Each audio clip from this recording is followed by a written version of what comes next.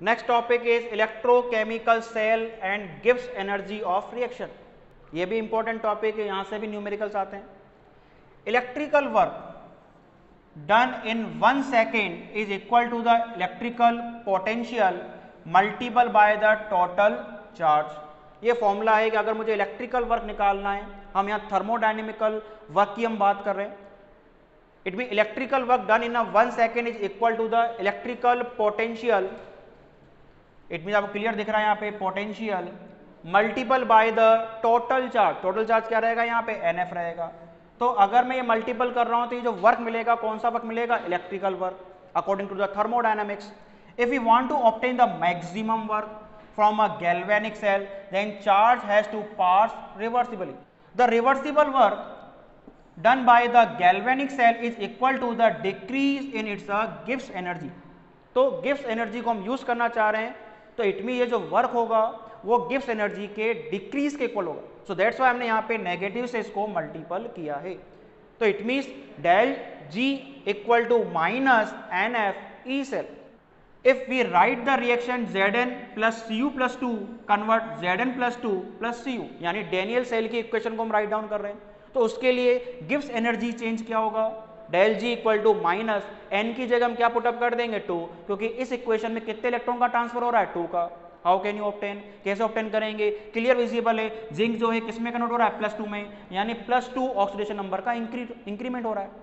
तो it means 2 electron ही यहाँ पे क्या हो रहे होंगे transfer. Then F E cell, if the concentration of all the reactant species is unity then E cell equal to क्या हो जाएगा E cell nought. Then we write the del G nought, G की जगह क्या हो जाएगा nought लग जाएगा स्टैंडर्ड कंडीशन में, del G nought equal to minus का NF E cell nought. E cell nought की वैल्यू हमने कैलकुलेट करी थी, E cell nought equal to RT upon NF ln Kc।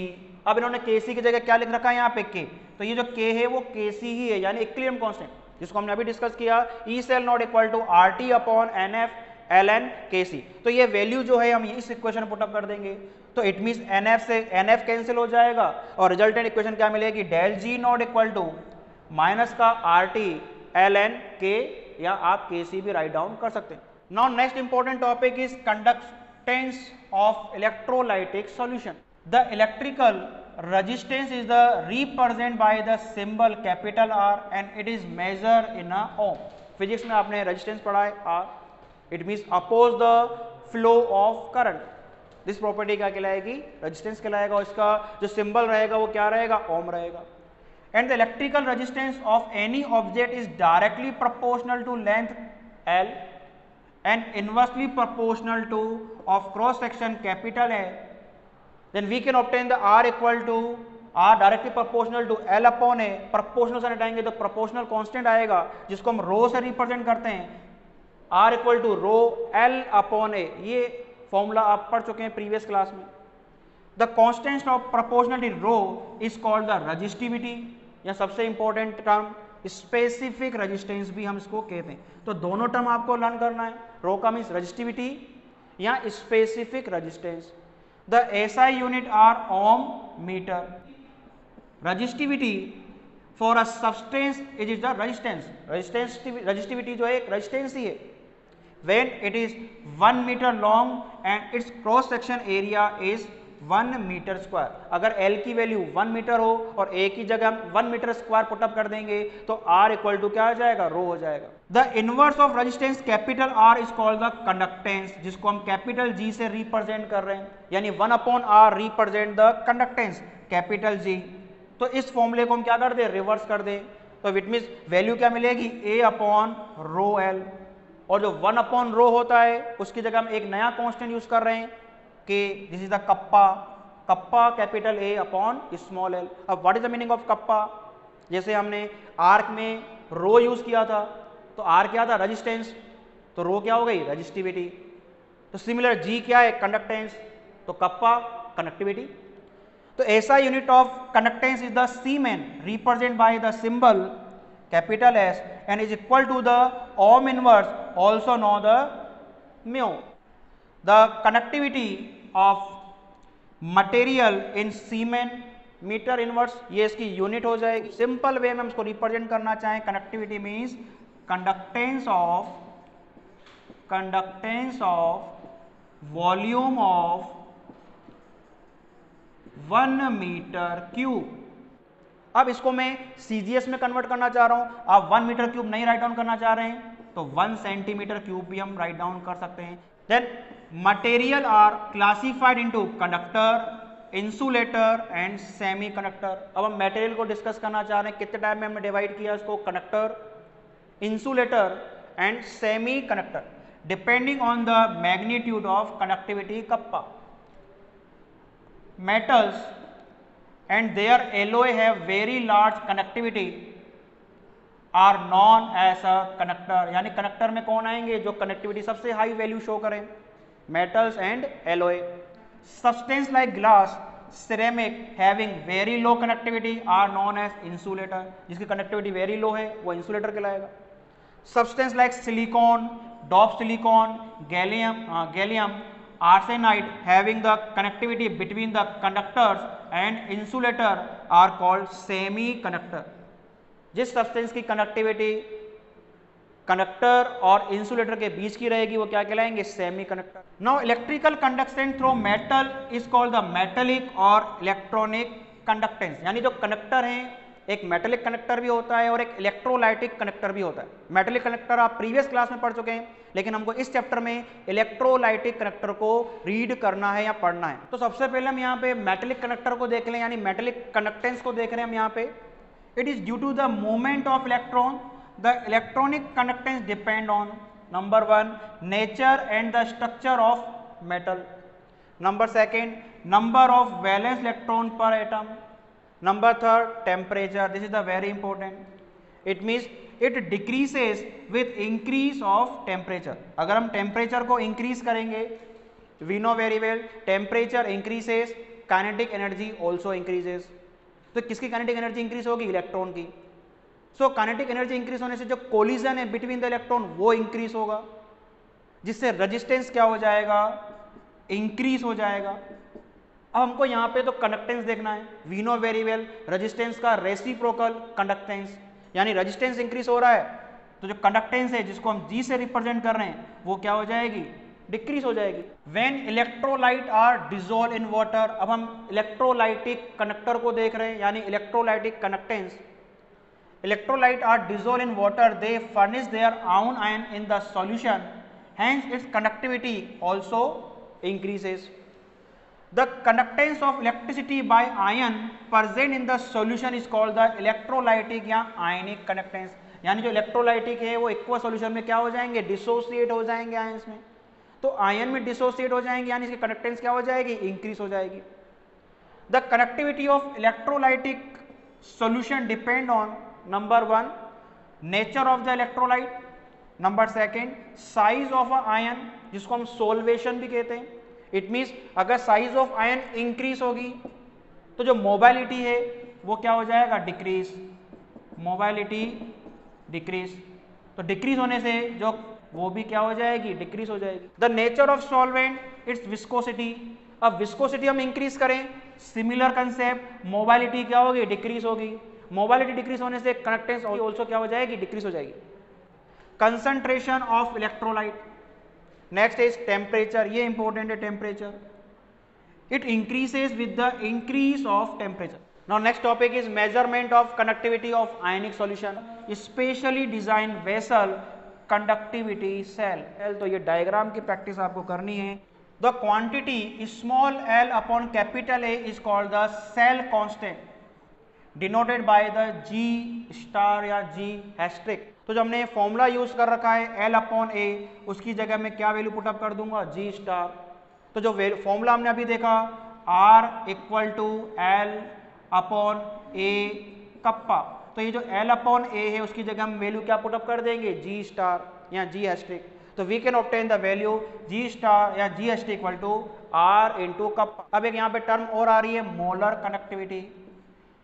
Molar connectivity denote by the symbol lambda M.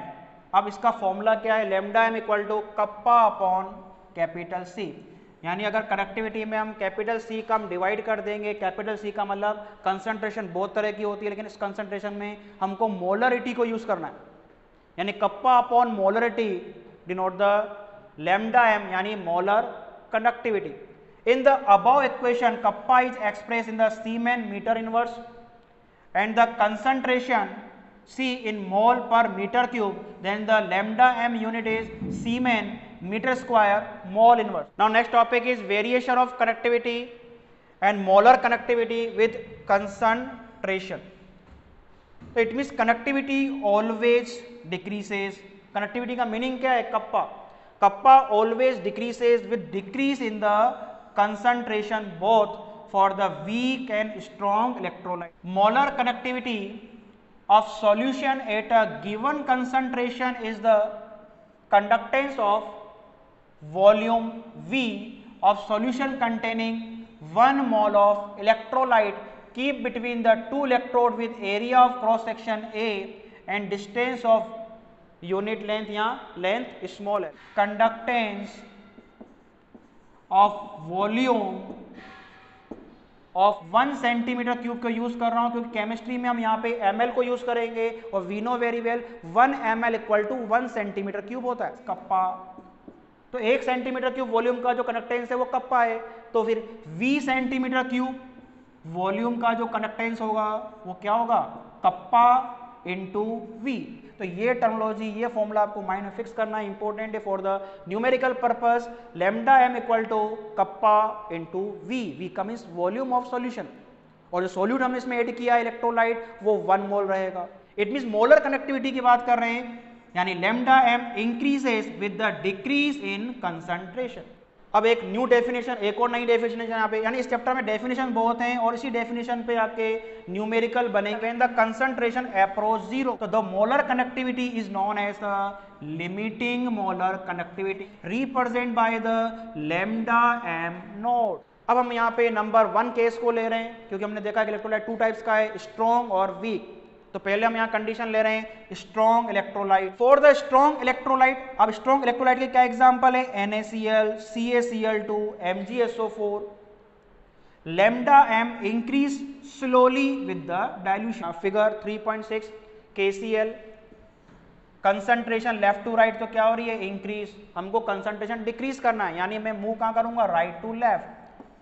ठीक है, तो it means lambda M increase slowly with the dilution and can be represented by the equation lambda m equal to lambda m node minus का a capital A c की power 1/2. इसका derivation हमारे syllabus में नहीं है, direct equation है, इसी equation को डायरेक्ट लर्न करना है, यानी lambda m equal to lambda m nought minus का कैपिटल A c की पावर 1/2. अब मुझे इसका ग्राफ प्लॉट करना है, तो जब भी ग्राफ प्लॉट करते हैं वी नो वेरी वेल इसका मैं कंपेरिजन किससे इक्वल टू करूंगा? y equal to mx plus C, यानी y एक्सिस पे मैं क्या लूंगा? Lambda M. लैम्डा एम का मतलब मोलर कनेक्टिविटी. और x एक्सिस पे मैं क्या लूंगा? कंसंट्रेशन की पावर 1/2 यानी अंडर रूट सी. तो m जो कि स्लोप को रिप्रेजेंट कर रहा है, स्लोप का मतलब नेगेटिव, और जब भी स्लोप नेगेटिव आएगा it means line up to down जाएगी, और अगर पॉजिटिव रहता तो डाउन टू अप जाती. तो नेगेटिव ये रिप्रेजेंट कर रहा है कि स्लोप जो है अप टू डाउन जाएगा.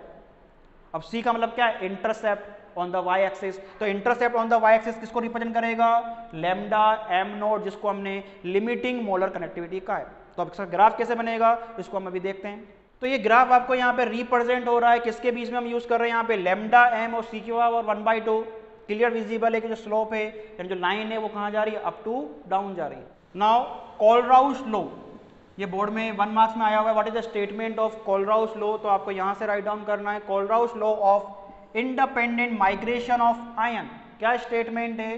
The law state that limiting molar connectivity यानी lambda M nought of electrolyte can be represent as the sum of the individual contribution of a anion and cation of electrolyte.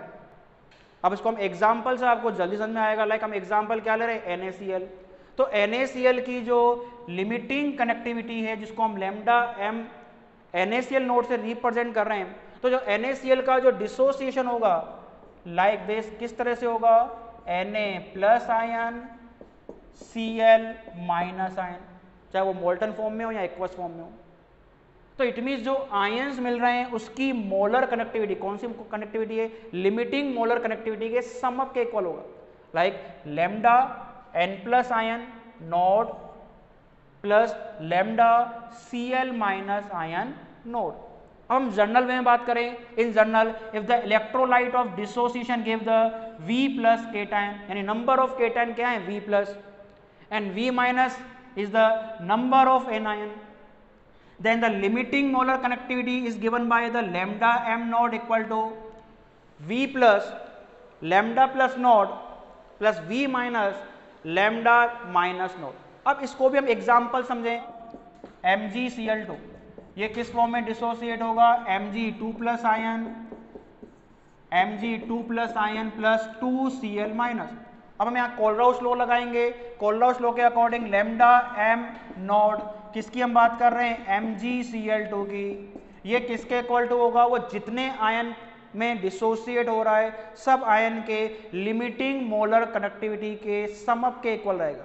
जैसे कि Mg+2 ion मिल रहा है तो lambda m nought Mg+2 ion plus और कौन से ion मिल रहे हैं, Cl माइनस आयन, यानी lambda m nought Cl minus ion. लेकिन ये ध्यान रखना है जो इसका स्टाइचोमेट्रिक कोफिशिएंट 2 है वो मल्टीपल होगा तभी तो सम अप होगा, यानी 2 को हम यहाँ मल्टीपल कर देंगे तो हमारे पास आंसर आ जाएगा।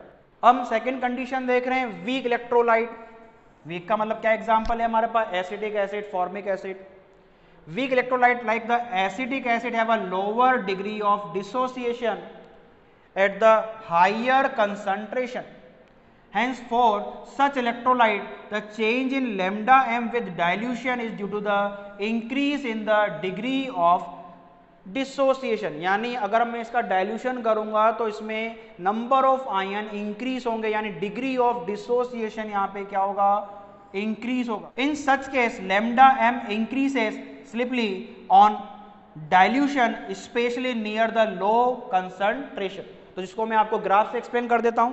तो ये ग्राफ आपके सामने विजिबल है, फिगर 3.6, और ये जो ग्राफ है बेसिकली हम एसिटिक एसिड की हम बात कर रहे हैं।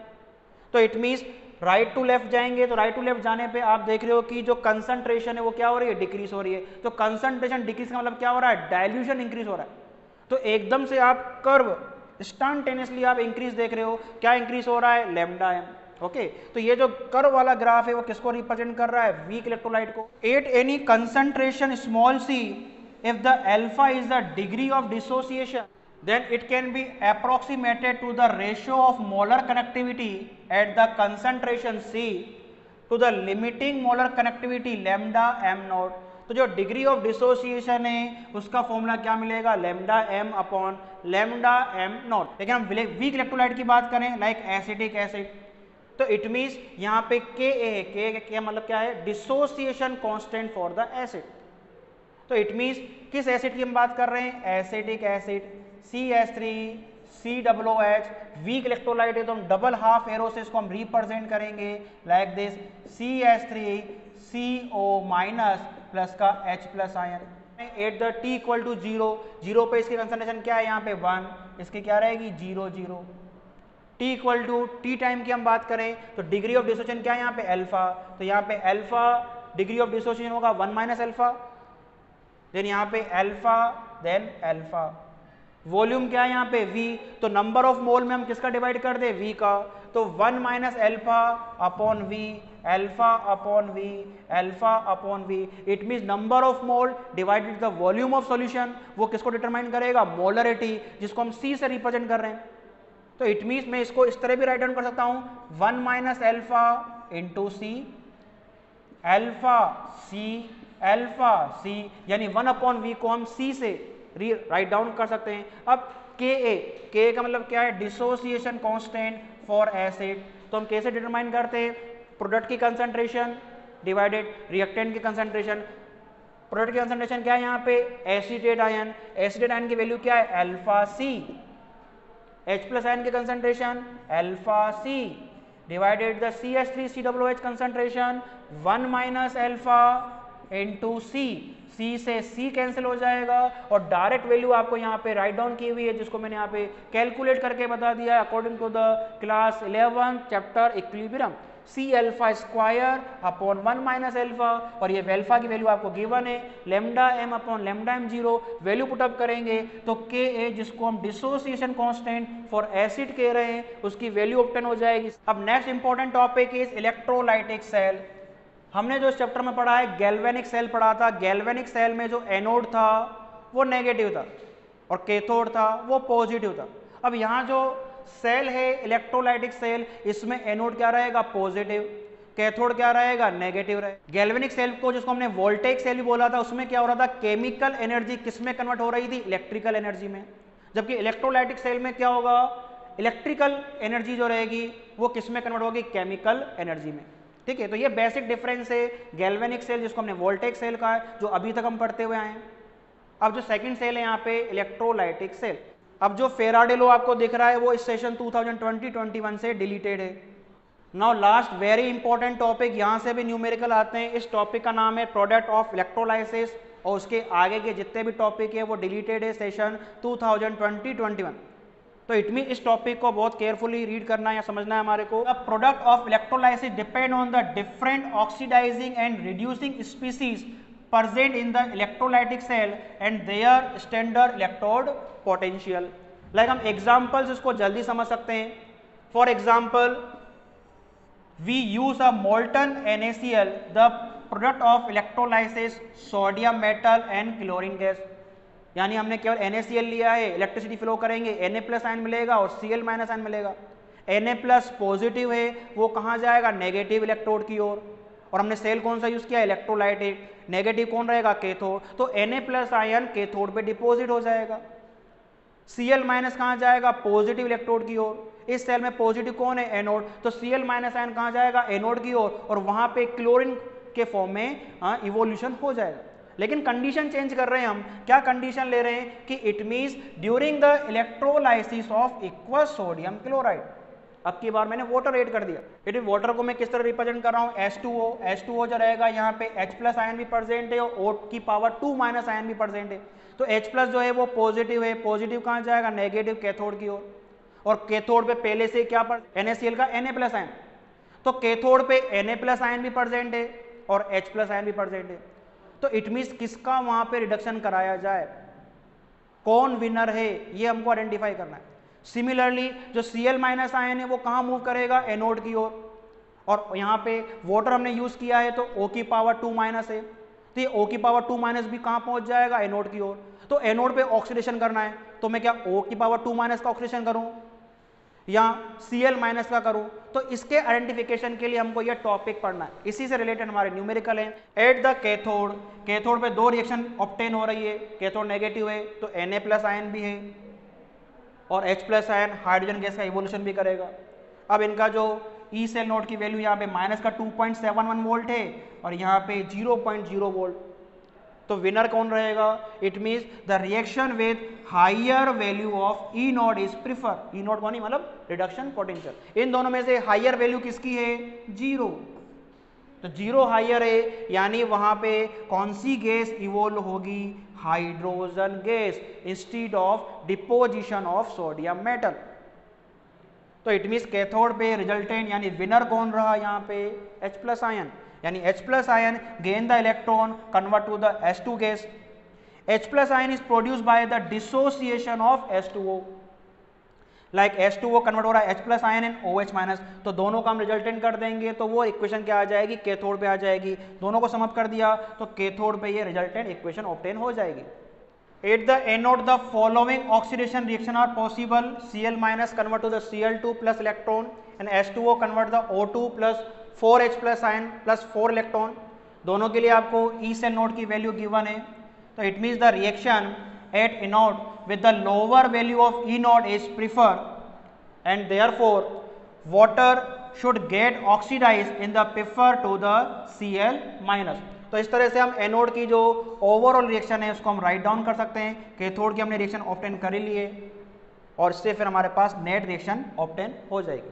अब हम यहाँ पे शॉर्ट ट्रिक देख रहे हैं, क्या शॉर्ट ट्रिक है कैथोड के लिए, reduction potential of H2O is always greater the reduction potential of Na plus ion, Ca plus 2 ion, Mg plus 2 ion and Al plus 3 ion। अगर कैथोड पे वाटर का जो आयन है यानी कैथोड पे कौन पहुंचेगा, इट मीन्स कैथोड नेगेटिव है यानी positive H plus ion, H plus ion भी पहुंच रहा है और ये आयन भी पहुंच रहा है Na प्लस Ca की पावर प्लस 2 Mg प्लस 2, तो ऑलवेज विनर कौन रहेगा, H प्लस आयन।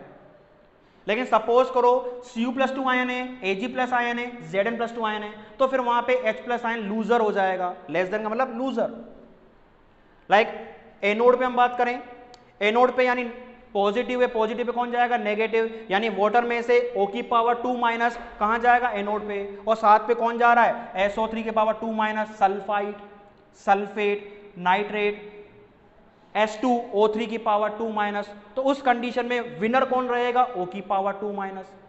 लेकिन सपोज करो आयन कौन से हैं, क्लोराइड, ब्रोमाइड, आयोडाइड, तो क्लोराइड, ब्रोमाइड, आयोडाइड के सामने ऑक्सीजन लूजर कहलाएगा। तो हम एग्जांपल देख रहे हैं, हम किसका इलेक्ट्रोलाइसिस कर रहे हैं, एक्वा सॉल्यूशन ऑफ NaCl, तो यानी NaCl का हम इलेक्ट्रोलाइसिस करेंगे यानी Na प्लस आयन मिलेंगे, this is the positive charge, positive कहां जाएगा, नेगेटिव इलेक्ट्रोड की ओर, नेगेटिव कौन है, कैथोड, और हमने वाटर ले रखा है यानी H2O में H प्लस आयन भी कहां जाएगा, कैथोड पे जाएगा। अब नेक्स्ट इलेक्ट्रोड कौन सा बचेगा, anode, anode is the positive, और पॉजिटिव को कौन जाएगा, नेगेटिव, या नेगेटिव कौन है, Cl माइनस आयन, और नेक्स्ट कौन है हमारे यहाँ पे, O की पावर 2 माइनस आयन।